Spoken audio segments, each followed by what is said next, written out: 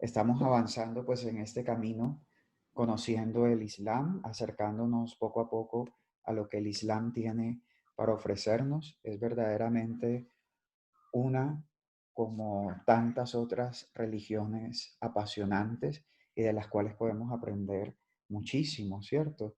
Me place pues presentarles a Edwin García. Edwin es un excelente y muy buen amigo mío.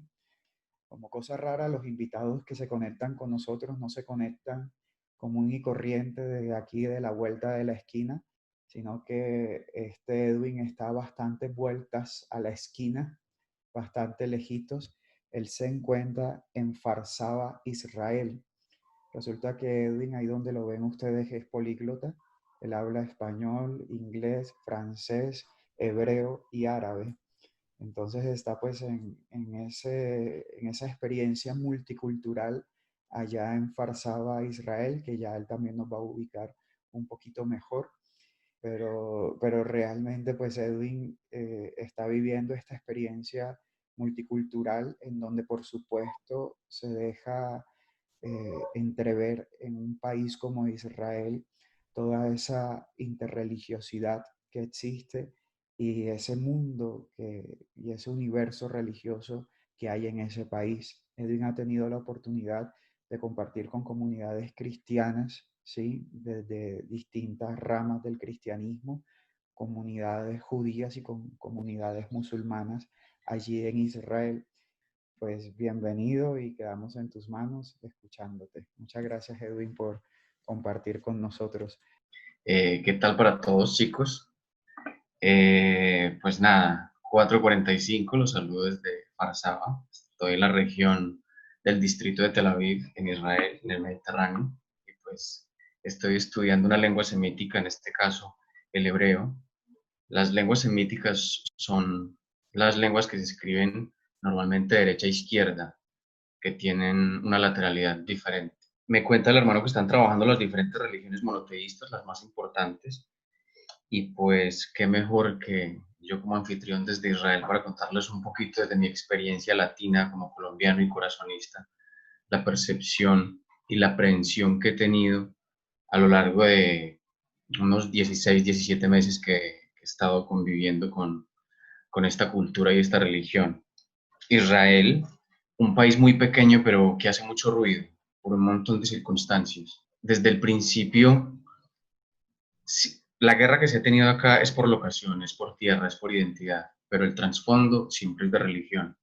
Llegaron los judíos y se logra la independencia en 1948. A partir de ahí se oficializa el hebreo como lengua oficial de Israel. Era una lengua que venía, que había muerto, es decir, cuando una lengua muere es que deja de ser hablada durante unos 2000 años, y luego vienen los judíos sionistas, que fue un movimiento creado en Europa. Previamente se mudan a estas tierras del Oriente Medio y empiezan a crear el movimiento hasta lograr la independencia en 1948.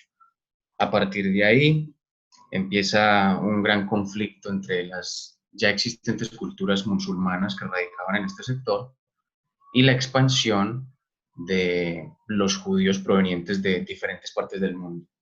Hubo varias oleadas, varios movimientos. Tendríamos que hablar de tres aspectos específicos para comprender un poco la existencia de Israel y el conflicto que viene teniendo, que sería la diáspora judía, sin tratar de meterme mucho porque sé que ya pasaron por el judaísmo, la diáspora judía, el holocausto nazi y el ataque de los pueblos árabes, que sería en ese orden el último, donde una vez lograda la independencia, todos los vecinos de Israel atacan a Israel y para sorpresa de ellos y del mundo es Israel quien gana y se establece como Estado soberano, sin dejar, no obstante, de ser un centro muy atractivo para otras religiones como el cristianismo, porque si bien fue acá donde Jesús Cristo desarrolló todo su movimiento, todo su viaje, todo este descubrimiento espiritual y todo el desarrollo a lo largo del territorio israelí. Israel cargado de historia, cada rincón, cada roca tiene algo que contarnos. Aún ahora se tienen conflictos porque justo en tiempo de pandemia Israel pretende anexar al mapa unos territorios de Cisjordania que están poblados específicamente por árabes musulmanes, entonces pasarían a ser dominancia del Estado de Israel, que sus políticas y su normatividad tiene que ver más con el judaísmo que con otra cosa. Eso, como un poquito con esta introducción de Israel, y vamos a dejarlo al final si tienen alguna duda puntual específica. Vamos a mencionar y vamos a comentar un poco de lo que es la esencia del Islam y qué tan importante es el Ramadán, la celebración más importante para los musulmanes, que se asemeja mucho como al Rosh Hashanah del judaísmo y a la Navidad del cristianismo, que es como la celebración máxima del año, donde hay encuentro, donde la mesa está abundante, donde hay festividad, donde donde hay espiritualidad, donde hay abundancia, donde hay regocijo, donde hay perdón. Eh, los musulmanes basan su religión y su existencia y un montón de aspectos de su cultura en en un calendario lunar, contrario al gregoriano, que es el que manejamos nosotros. Y el Ramadán en el 2020, que recientemente pasó, se vivió desde el lunes 12 de abril hasta el jueves 11 de mayo. Es muy particular porque se dice que lo celebran, es un estimado, porque la celebración del Ramadán es solamente de 10 días, pero ellos no saben la fecha exacta de esos 10 días, entonces lo que hacen es que inician el ayuno. Bueno, valga aclarar que el principal acto de fe y de celebración del Ramadán es ayunar desde el inicio de la mañana hasta que cae el sol. Hay una pequeña diferencia entre los musulmanes chiitas y sunitas en el momento en el que termina el Ramadán, porque mientras los chiitas lo terminan a una hora específica de acuerdo al calendario, los sunitas esperan hasta que el cielo esté totalmente oscuro, lo que quiere decir que en, tiempo de, en tiempo de invierno se les hace un poco más largo el ayuno. Es un mes santo, se dicen y conmemoran el recibimiento de los primeros textos directamente por parte de Dios hacia Mohammed, eh, donde él desde la mañana hacía este ayuno para prepararse y recibir durante los 10 días ya mencionados, y la celebración hoy por hoy del Ramadán es de 30, pero para tratar de encontrar el equilibrio de esos 10, no perder ninguno. ¿Qué hacía Mohammed en esta fecha de Ramadán? Ayunaba desde la mañana y se preparaba espiritualmente y se cargaba de energía del sol, sin beber agua, sin comer absolutamente nada, hasta que llegaba la tarde y recibía una revelación, que fueron la introducción a los primeros textos del Corán, el libro sagrado para el Islam. Al final de estos 30 días, bueno, básicamente la rutina entonces de la celebración del Ramadán, se levantan, no aplica para niños, no aplica para ancianos que tengan enfermedades muy graves, para viajeros, para mujeres embarazadas en estado avanzado de embarazo, y de resto aplica para todas las personas. Es casi que obligatorio dentro de su religión. En Israel como tal, lo que se hace es que se celebran en las empresas, en los lugares. Yo, por mi parte, yo trabajo con algunas chicas musulmanas y en la fecha de Ramadán lo que el Estado decreta, un permiso específico para el ayuno, porque estas personas no pueden ejercer labores muy fuertes porque, pues, si bien no se están hidratando en un clima tan hostil como es el de Oriente Medio, pueden tener fatiga o tener problemas de salud. Entonces hay como cierta permisividad durante esta fecha para con los practicantes. Al final de la celebración, después de llevar cada día, de ayunar todo el día y al final de la tarde tener solo una cena modesta, no quiere decir que se van a comer todo lo que dejaron de comer durante el día, tienen una cena modesta porque la idea es ingerir menos, porque lo hacen también como un acto de piedad, como un acto de oración, como un acto de empatía, de ponerse en los zapatos del otro, de tener sed. El Ramadán, y en relación con el hijab, que es el que llevan las chicas, que sería esta cobertura de, de, de la cabeza y parte de los hombros, porque es como lo manda el Corán, es una ofrenda a Dios para ellos, donde, donde tienen sed y experimentan la sed, tienen hambre y experimentan el hambre, para saber que es Dios quien tiene el poder sobre todos, que es Dios que tiene una mirada única de todos, que las diferencias en beneficios en la tierra son temporales, pero que Dios los une en espiritualidad y el Ramadán los une en ayuno.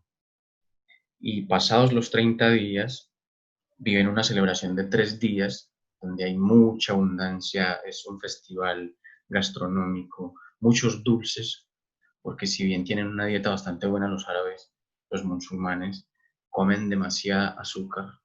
Bueno, con mucho respeto lo digo, porque, pero la verdad comen mucha, mucha azúcar. Hay unos postres deliciosos, hay galletas deliciosas. Bueno, yo primero hablo más del azúcar y luego me refiero al buen gusto por eso. Con respecto a las estadísticas del número de musulmanes en Israel, Israel siendo muy pequeño, estamos hablando de un país de aproximadamente 5,8 millones de habitantes.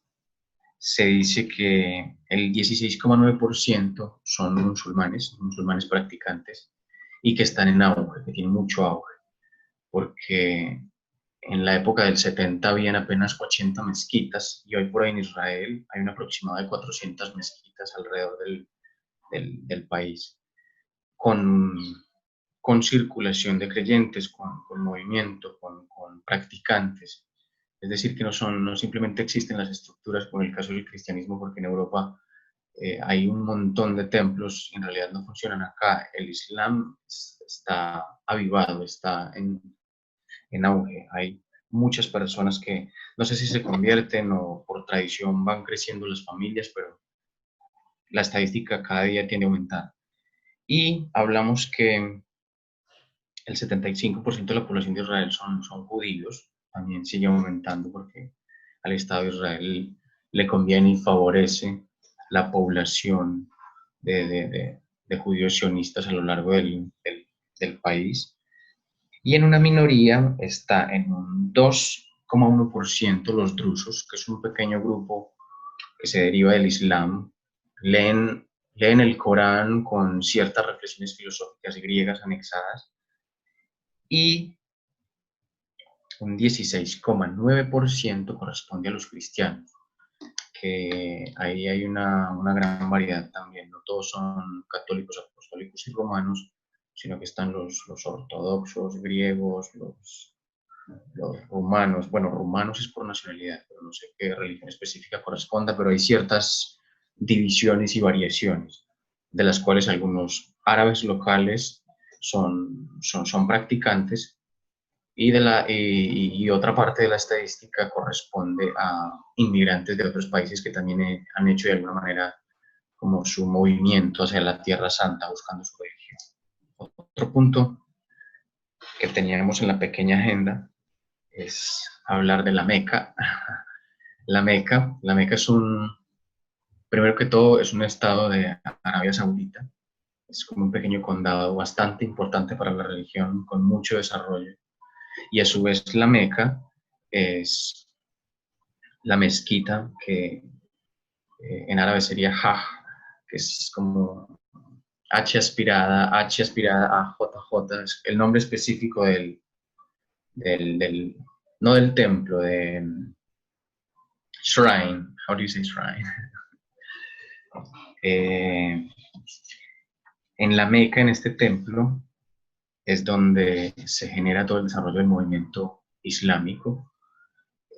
Mohammed, un chico de procedencia humilde, sin estudios muy, muy avanzados, empieza a hacer unos viajes por todo Oriente Medio hasta que descubre unos sacerdotes. Bueno, acá en este punto, un pequeño paréntesis, me gustaría compartirles algo, y es que en el Islam nos referimos como a la persona que predica como el califa o jalifa en árabe. Es como la persona, como, bueno, mientras en el cristianismo tenemos el padre o el sacerdote, en el judaísmo tenemos el rabí o el rabino, y en el islam tenemos el califa o el jalifa en árabe. Eso como para aclararlo un poco.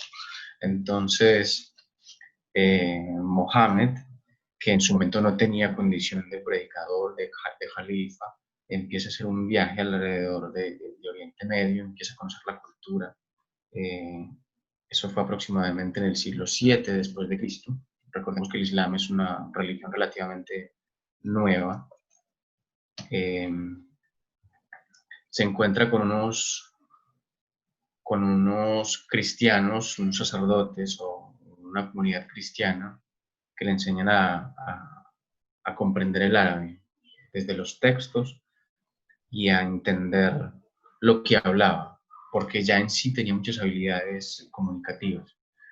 Aprende a leer, aprende a escribir y se va precisamente, regresa a la Meca, Arabia Saudita, y va creando como su movimiento, sus revelaciones a partir de sus revelaciones.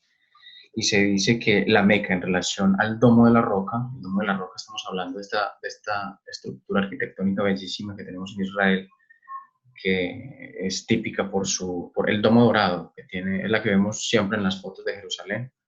En español se llama el Domo de la Roca, en hebreo es Kipat Hitzhal, que hace referencia a lo mismo, que es como cúpula de roca o cabeza de roca. Y hay una relación directa entre la Meca y el Domo de la Roca porque los judíos, al igual que los musulmanes, creen que ahí está la roca donde se originó todo. Y cuando dicen todo es el movimiento de la razón, el movimiento de las revelaciones de Dios, de la existencia de una fuerza. Después del Sinaí, donde Moisés y su pueblo, siendo víctimas y esclavos de los egipcios, empiezan a tener revelaciones y nociones de la existencia del Dios, se vienen estos movimientos hacia estos lugares en Oriente Medio. Entonces, sale Mohammed de la Meca, empieza a generar movimiento a lo largo del Oriente Medio y llega a este lugar donde hoy por hoy es el Domo de la Roca, y se dice que ahí ascendió directamente al cielo en compañía del ángel Gabriel. Es lo que dice su creencia y pues es lo que la interpretación y el conocimiento al que me he aproximado en este tiempo. El hebreo en relación al Islam no tiene mucha relación porque el Corán está escrito totalmente en árabe. Sus practicantes son, diríamos que un 99,9% árabes. Hay muy buena relación entre los árabes musulmanes y los cristianos, hay mucho respeto. Se habla de igual manera el árabe y el hebreo. El hebreo al centro del país, exclusivamente hebreo. Bueno, hablando de los lugares donde están reunidos los árabes, están en las costas del norte, en Jerusalén, una gran población de Jerusalén es árabe, y luego tenemos en las costas de Beersheba y Olón, que queda como al sur de Gaza, hay una gran comunidad árabe beduina que viven en circunstancias como las que nos imaginamos cuando, estando en Colombia, nos hablan del Oriente Medio, que son secas, áridas, con camellos, sin agua, sin lluvia, rocas, no hierba, más o menos así luce Beersheba en verano. Porque, pues bueno, hablando de la tierra prometida, es muy particular porque Israel tiene estaciones, cuenta con 4 estaciones. Eso lleva a que la gente, hay mucha moda, la verdad. Primero por el componente asiático, porque estamos en Asia, y pues China, Japón son capitales en la moda.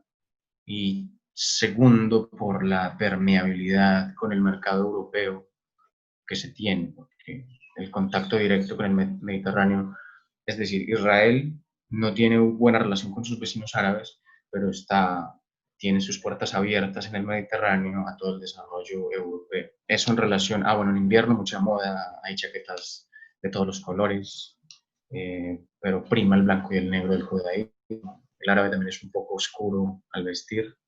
El árabe se identifica al vestir porque usa la ropa más pegada. El judío es muy clásico, muy básico. En tiempo de verano, jean, botas, camiseta básica. O si es ortodoxo, pues lleva toda su vestimenta, su sombrero, su chaleco, su saco, no importa la época del año, siempre va a ir impecablemente bien llevado.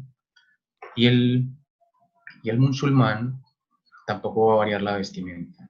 La mujer siempre va a llevar cubierta su cabeza, y casi siempre varía, es decir, a partir de cierta edad, las mujeres ya no llevan jean, porque algunas de las chicas, las jóvenes, mis compañeras de trabajo, ellas llevan su jean, pero como de los hombros por arriba son igual que es una mujer de cualquier edad.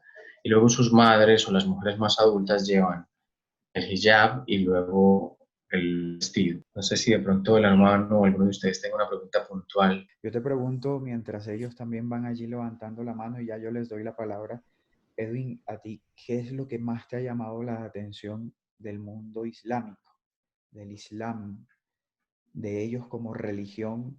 ¿Qué cosa como que valoras mucho y crees que es algo como muy único, que como que no percibes tanto en el judaísmo o no percibes tanto en el cristianismo? ¿Qué podrías tú reconocer? Mira, esto es algo tan típico de ellos. Yo digo que, y de una manera muy atrevida, pero la voy a sacar adelante, la modestia.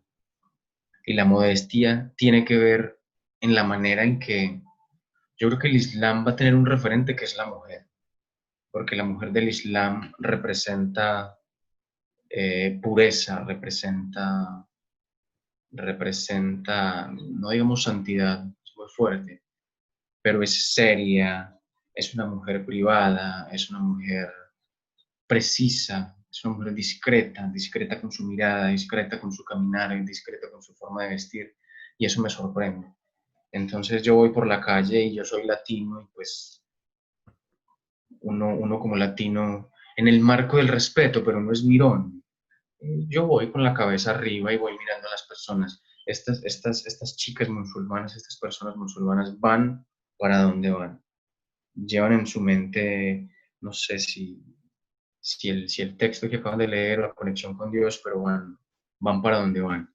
De una manera respetuosa, de una manera no invasiva, que estando en un lugar con el conflicto que tiene Israel, se ve la apertura que tienen a la paz y al cambio.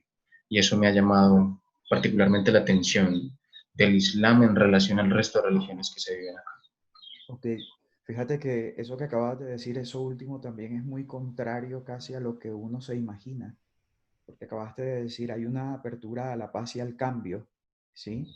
Entonces, ¿cómo lo has podido tú vivenciar o entender eso después de estas experiencias que has tenido, ¿no? Yo creo que cualquier movimiento está permeado por un matiz político que conlleva al distorsionamiento de la moral como tal, llamando moral a esas leyes que propone la religión. Y yo quiero acá, no sé si acá o al final en un paréntesis, hacer claridad de dos términos de los cuales me he empoderado en el tiempo que estoy acá, y es la fe y la religión.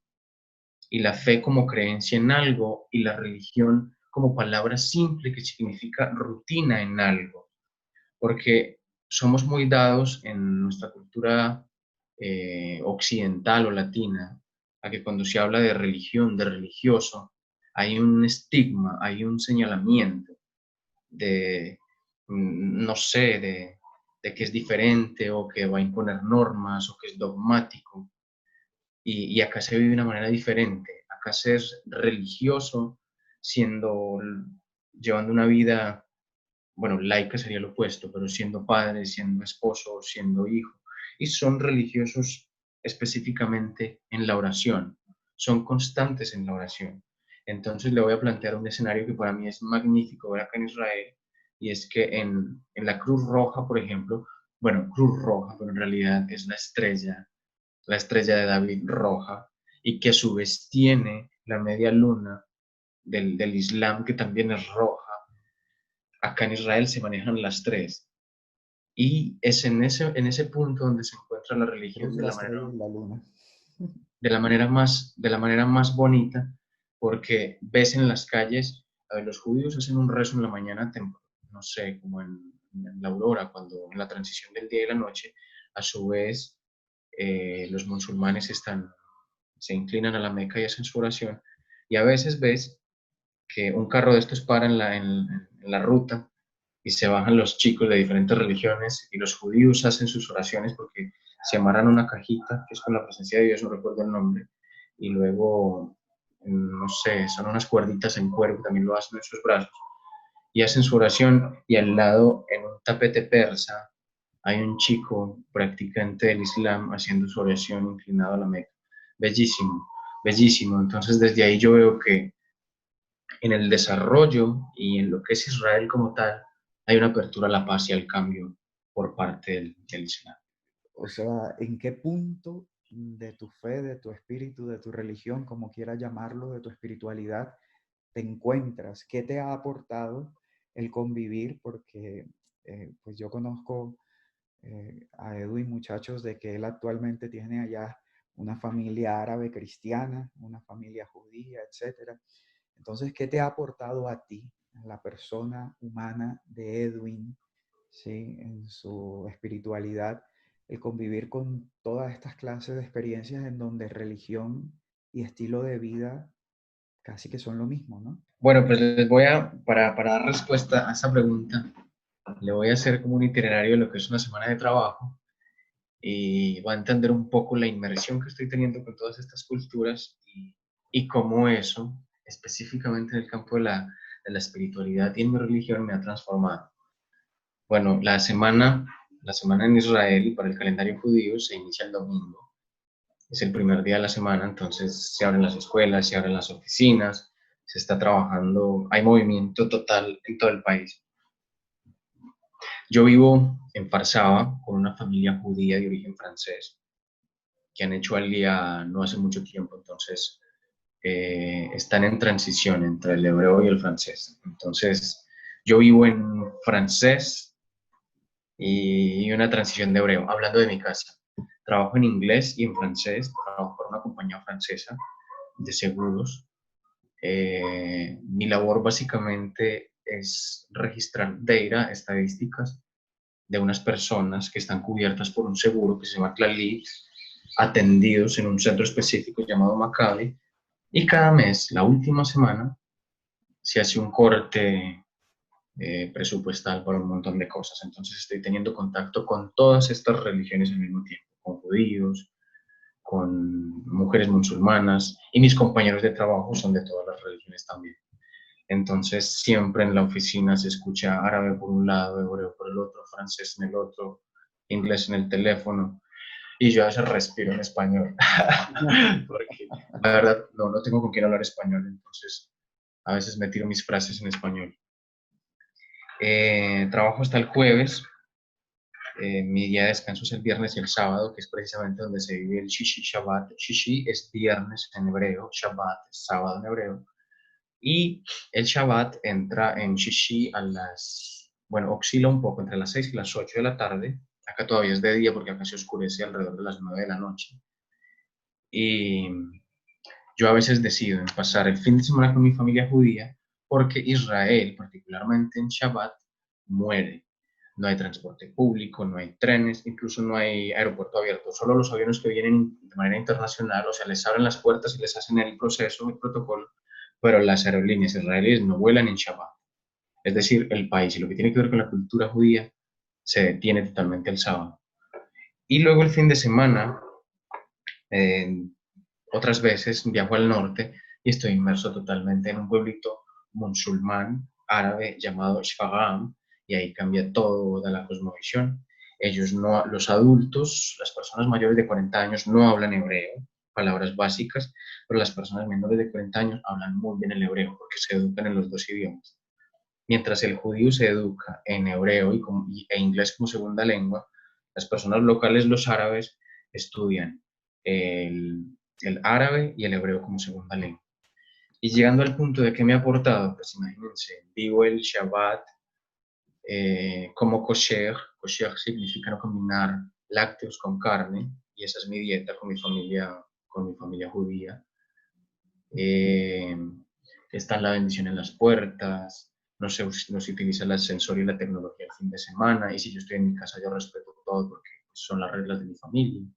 Hoy, por ejemplo, particularmente les comparto una anécdota. Al salir del trabajo, entré a una tienda rusa que tienen productos muy exóticos y debo cerciorarme de que sea kosher, es decir, que la comida que yo compre se permita comer en mi casa porque son unas reglas. Si yo lo quiero comer, pues lo como afuera, pero me han pedido el favor de no hacerlo. Y he comprado, era hígado de pato con un pequeño atún y resulta que no está en la lista rabínica de Farsaba como alimento kosher, entonces no lo puedo comer. El fin de semana, algo similar dentro de la dieta musulmán y judía es que no comen ni mariscos, solo comen el pescado gris bíblico, como como el de las películas de Jesús. No sé el nombre, no sé el nombre específico del pescado este, pero es gris. Y es muy típico porque es igual. No se comen mariscos, no se come pulpo, bueno, nada que tenga que ver con fruto de mar, ni se come puerco. Y se comen los animales que tienen casco y rumean.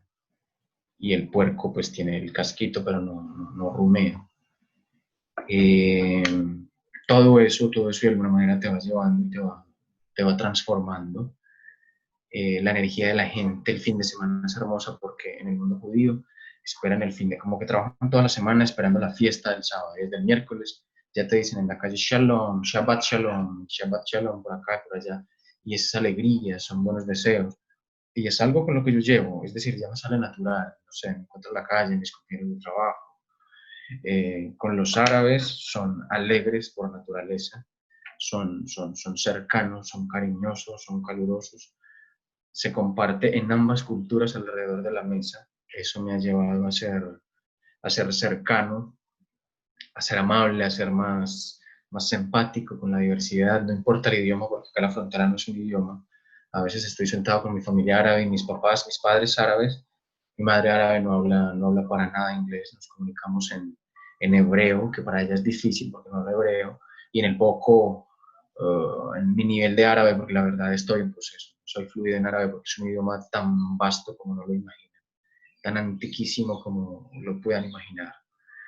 Muy bien, gracias. Me gustaría saber cómo, qué se siente, como entrar a una familia que tiene otras costumbres, teniendo como otras creencias, otra cultura, por decirlo así. Lo primero que se siente es una diferencia inmensa y tu herramienta de entrada es la humildad, es decir, entrar con humildad, siendo tú, Excelente. compartiendo quién eres. Yo llegué con mucho orgullo con mi crucecita, porque al final, cuando llegué a Israel, particularmente, te preguntan primero de qué religión eres, antes de preguntarte de qué nacionalidad eres. Entonces, como que te identifican de una por la religión. Entonces, yo con orgullo, al principio con temor, porque llegas como, bueno, Israel, antisemitismo, cómo se maneja el cristianismo acá.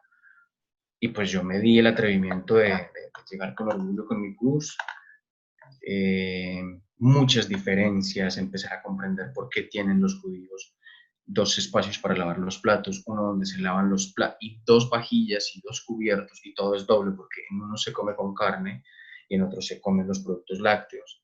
Entonces al principio como la comida, la manera en que mezclan los momentos de la mesa, por ejemplo mi familia francesa, judía, aparte que tiene todas sus costumbres judías, tiene sus costumbres francesas, entonces desayunan a las 6 de la mañana, para mí eso es súper raro, yo me levanto, no sé, hay un café, hay unos momentos hasta que por fin a las 8 pueda tomar mi desayuno. En relación a la religión, Israel es un país sorprendente y Jerusalén es un país, es una ciudad que es la capital a propósito, mágica. Allá cada esquina, cada ladrillo tiene historia. Y fue allá donde he tenido los impactos más grandes, porque primero traté de ingresar al Domo de la Roca y no me fue posible porque tienen cierta restricción. Y tienes que presentar un pasaporte que verifique que sea del Estado Islámico para poder ingresar, pero la gente muy respetuosa. Fui con mi familia, quizás eso fue un poco lo complejo, fui con mi familia judía para orar en el Muro de los Lamentos, que lo hacen frecuentemente.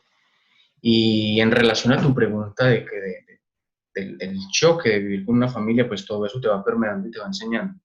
He vivido varios momentos con esta familia. Un Bat Mitzvah, que es como una primera comunión para nosotros. Eh, la circuncisión de un niño, que es como por el bautizo para nosotros, mientras en el momento que se hace la cirugía hay dulcecitos, está la familia, muy particular, muy interesante. Y al final, después de mucho tiempo, de mucho asombro, simplemente empiezas a ser parte de eso y vas sintiendo como el confort en ciertas cosas y el respeto por otras que quizá no compartes. Sí. No, pues es que yo tengo entendido que allá son un poco conservadores en unas cosas, ¿no? Entonces, por ejemplo, allá qué piensan de una persona que es diferente, como por ejemplo homosexual. Entonces, por ejemplo, ¿qué piensan de ese tipo de personas que no están como 100% sujetas como a la parte conservadora de las religiones? Si bien Israel es un país bastante tradicional y ortodoxo en ciertos aspectos, el movimiento que se ha generado y el desarrollo cultural que ha tenido este territorio ha llevado a que haya una apertura a culturas como la cultura LGBT bastante amplia. Y contrario a lo que se pensaría, hay una gran identidad, hay un gran movimiento acá. Se celebra no sé, no recuerdo la fecha, bueno, creo que es en la fecha del LGBT Pride, no, el 20 de junio creo, y es uno de los movimientos más grandes a nivel Europa. Son tolerantes, pero en el sentido religioso obviamente muy estrictos, no solo con estas comunidades, sino con otro tipo de cosas. Hay inclusión en el mundo laboral totalmente, pero ¿qué te digo? De hecho, la música tiene como cierta influencia, la música de momento es jocosa, es colorida, muy amigable para este tipo de comunidades. Eh, hay lo que pasa es que Israel se presta para todo.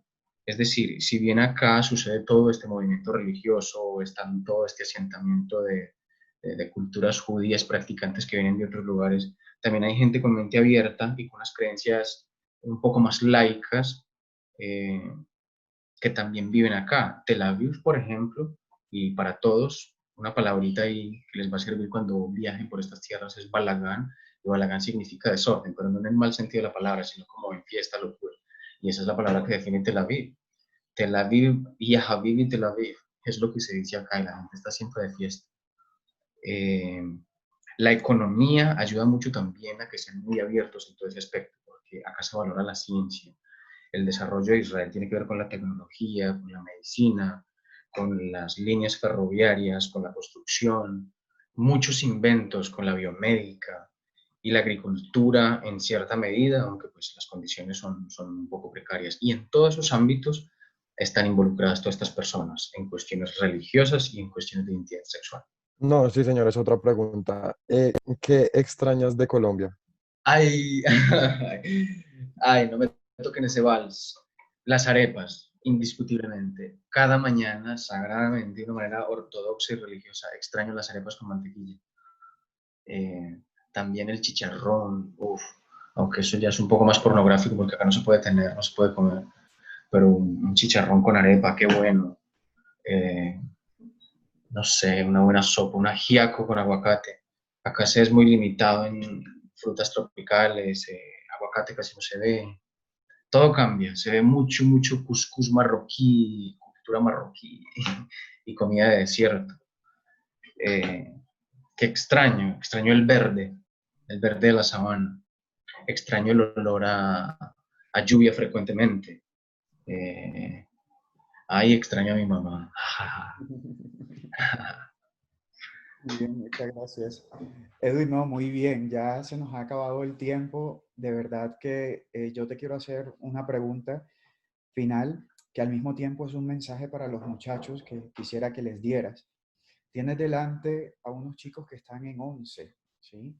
Que están ya llevan más de la mitad de este año recorrido y están a puertas de tomar unas decisiones muy importantes para su vida, porque están saliendo del colegio, porque definitivamente pues 11 siempre es un año para plantearse uno un proyecto de vida y soñar. Yo creo que su pregunta está mejor que la respuesta que vamos a encontrar, pero vamos a tratar de, vamos a tratar de configurarla. Chicos, ¿qué le digo? Yo tuve la gran oportunidad desde muy joven iniciar mi formación y mi práctica como profesor y he tenido una gran empatía con los estudiantes porque creo y encuentro en la juventud la única manera de transformar el mundo, porque es la época en la que se sueña, la época mágica, donde no hay límites ni fronteras para soñar. Y es ahí donde uno se tiene que dibujar un montón de cosas que al final y con la constancia se van dando tal cual. Mi consejo es que no hay límites, estamos en una época moderna donde el internet conecta el mundo, los aviones vuelan, donde la información está ahí para nosotros, para el alcance. Yo inicié el viaje de los idiomas en el colegio con ustedes. Un día en una clase de religión llegó una mujer de Arabia Saudita, musulmana, convertida al cristianismo, que hablaba 8 idiomas. Yo dije, pero por Dios, ¿cómo puede? Y me empezó a generar esa duda, esa inquietud, porque idioma significa países, países significa culturas, cultura significa mundo, mundo significa universo, y vemos la grandeza que tenemos. A veces pretendemos llegar a la luna, pero no hemos llegado a otros lugares en la Tierra, y se puede lograr desde muchos aspectos. Sueñen, no sé, con ser grandes ingenieros, con ser grandes doctores, doctores del mundo, ingenieros para el mundo. Eh, Siempre apoyados de sus papás, de sus familias, porque donde uno esté, ese es el pilar que uno tiene. Entonces, lo mejor y lo más bonito que pueden hacer ahora es establecer una relación linda, fundamentada en los valores, guiada por los corazonistas, que son unos hermanos maravillosos que nos han formado a todos, eh, y el mundo los espera con las puertas abiertas. Y un truquito, un tipcito, no tan pequeñito, por favor, aprendan inglés. Eso es básico. Pero inglés, inglés chévere, no lo vean como una materia, ay, no, otra vez inglés, sino como una herramienta para el mundo. Yo llegué acá y no he tenido en ningún momento problemas para comunicarme, porque el israelí promedio habla súper bien el inglés y son personas muy cultas.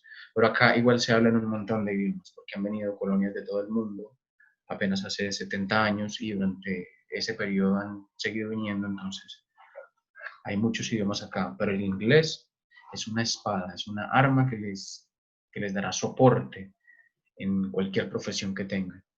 Adelante, de verdad que al principio como que no encontraba las palabras para dirigirme a ustedes porque no los veo, pero ahí con las preguntas y no sé, con el carretazo como que me voy emocionando un poco. Eh, Cambian un poco la perspectiva de Israel, la verdad, y de la guerra que se vive y de tener miedo a ese tipo de cosas. La vida acá es bellísima, súper desarrollada, hay un desarrollo de una cultura increíble que ustedes no se imaginan, los medios de transporte, la salud, no sé, es increíble. Y los árabes, no sé, Arabia Saudita, Dubái, es una cosa de locos, la manera como vive esta gente, pese a las condiciones climáticas. Y ábranse a esas culturas también, ábranse de corazón a esas religiones también, que hay comida rica, hay sonidos lindos, hay música, hay energías por descubrir. Gracias por escucharme y pues nada, que Dios los bendiga, que tengan un día mágico. Muchísimas gracias, Edwin. Dios te pague. Muy, muy, muy, muy amable por todo lo que nos has compartido con un amplio conocimiento, pero me gusta más con una amplia sabiduría, ¿sabes? He podido sentir también eso. Así que nada, de todo corazón, muchísimas gracias.